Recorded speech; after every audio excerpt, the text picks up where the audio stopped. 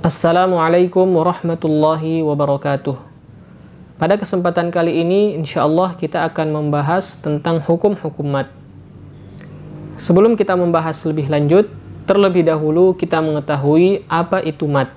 Kata mad itu sendiri berasal dari bahasa Arab, yang maknanya adalah penambahan atau pemanjangan.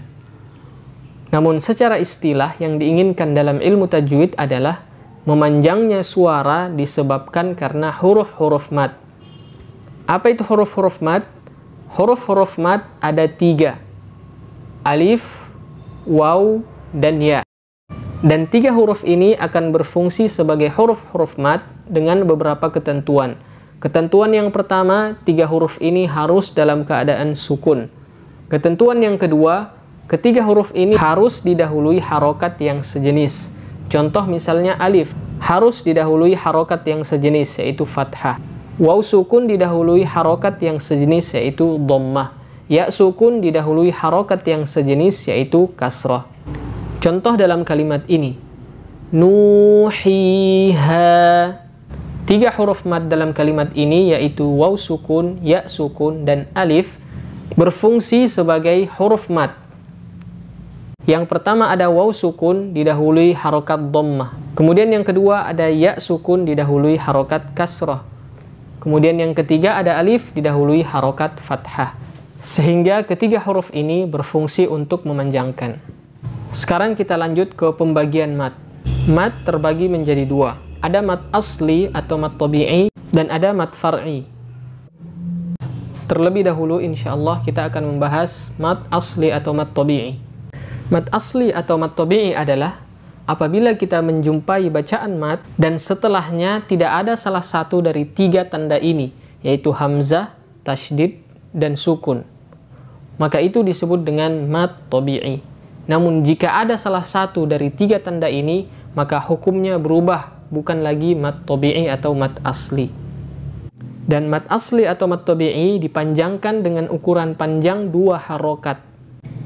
Nah, mad tabi'i atau mad asli juga terbagi menjadi 2. Mad tabi'i kalimi dan mad tabi'i harfi. Mad tabi'i kalimi.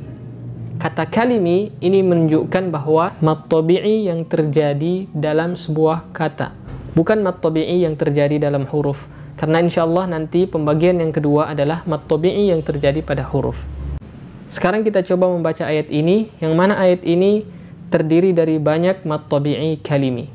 Wa ra'aitan nasa yadkhuluna fi dinillahi afwaja.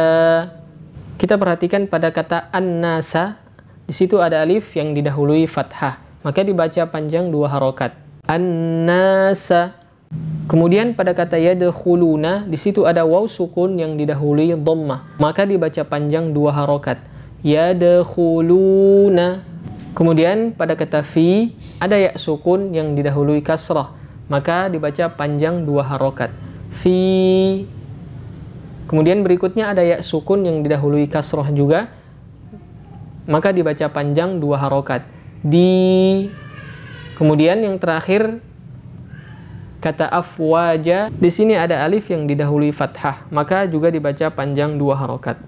Dan pada lafzul jalalah Allah, di sini juga terdapat mad tabi'i. Meskipun tanda panjangnya tidak nampak, tidak ditulis, namun di sini ada mad tabi'i pada lam lafzul jalalah. Allah. Semua mad yang terdapat dalam ayat ini, kita tidak mendapatkan ada salah satu dari 3 tanda ini. Sehingga panjangnya hanya 2 harokat sebagai mad tabi'i kalimi. Nah, bagi para pemula, di sini mungkin perlu kita jelaskan kembali bagaimana cara mengukur durasi mad. Jadi misal ada mad yang dibaca panjang 2 harokat. Maka cara mengukurnya adalah 2 harokat, durasinya sama dengan membaca 2 huruf. Contoh, ba, sama dengan ba. Contoh kalau 4 harokat, ba, dan seperti itu seterusnya. Di sini juga perlu kita ketahui bahwa ukuran mad harus menyesuaikan dengan tempo bacaan. Meskipun sama-sama 2 harokat, kita tidak boleh samakan 2 harokat untuk tempo bacaan yang cepat dengan 2 harokat untuk tempo bacaan yang lambat. Kita coba praktekkan bacaan mad 2 harokat dengan tempo cepat, sedang, dan lambat. Contoh bacaan mad 2 harokat dengan tempo cepat. Wa ra'aitan nasa yadkhuluna fi dinillahi afwaja. Kemudian contoh mad 2 harokat dengan tempo bacaan sedang. Wa ra'aitan nasa yadkhuluna fi dinillahi afwaja. Kemudian contoh bacaan mad 2 harokat dengan tempo lambat. Wa ra'aitan nasa yadkhuluna fi dinillahi afwaja. Sekarang kita lanjut. Perlu kita ketahui bahwa di sana ada yang namanya mulhaq mad tabi'i. Apa itu mulhaq mad tabi'i? Jadi ada jenis mad yang sangat mirip dengan mad tabi'i, sehingga digabungkan atau dianggap sama seperti mad tabi'i karena lantaran miripnya. Mulhaq mad tabi'i diantaranya adalah mad badal. Mad badal adalah setiap hamzah yang dibaca panjang, itu mad badal. Contoh seperti ini. Amanu, utu, imanan. Dan ukuran panjangnya sama seperti mad tabi'i, yaitu 2 harokat. Mungkin sebagian kalian bertanya, kenapa mad badal dibedakan dengan mad tabi'i? Kenapa harus dimulhakkan? Kenapa tidak dianggap saja sebagai mad tabi'i? Nah, jadi seperti ini. Huruf mad yang ada pada 3 kata ini asalnya bukan huruf mad, tapi hamzah sukun. Jadi asal kata amanu itu adalah a'manu. Utu asalnya utu, imanan asalnya imanan. Nah, karena orang Arab merasa berat ketika ada hamzah bertemu hamzah, maka mereka merubah hamzah kedua, yaitu hamzah yang sukun, dengan huruf mad yang sesuai dengan harokat hamzah sebelumnya. A'manu jadi amanu dirubah menjadi alif. Utu dirubah menjadi waw sukun. Utu.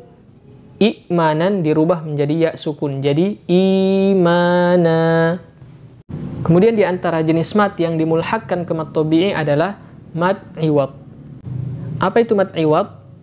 Mad iwad itu terjadi apabila kita waqaf pada huruf yang tanwin fathah. Contoh pada ayat ini. Falmuriyati qadha. Kita perhatikan pada kata qadhan.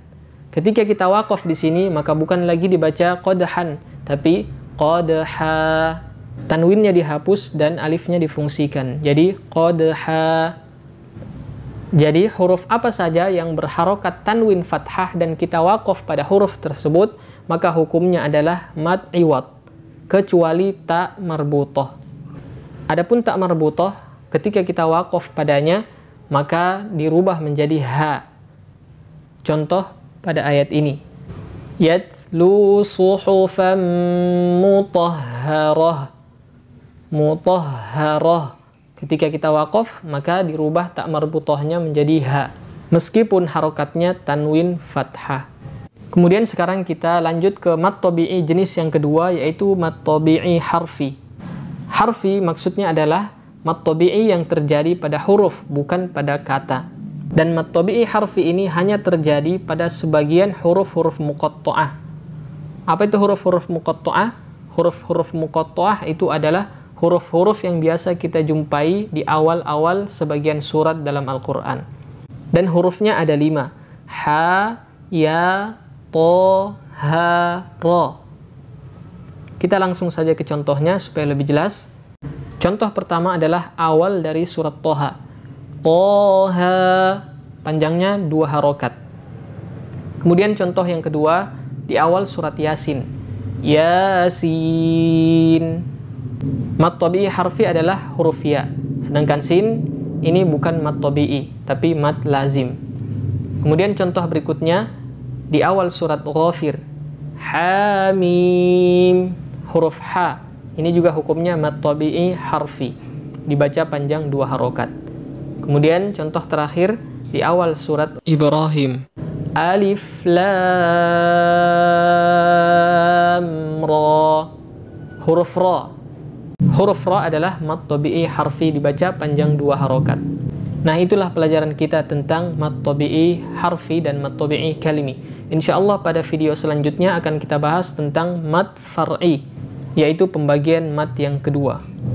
Semoga pelajaran kita bermanfaat. Kita akhiri. Wassalamualaikum warahmatullahi wabarakatuh.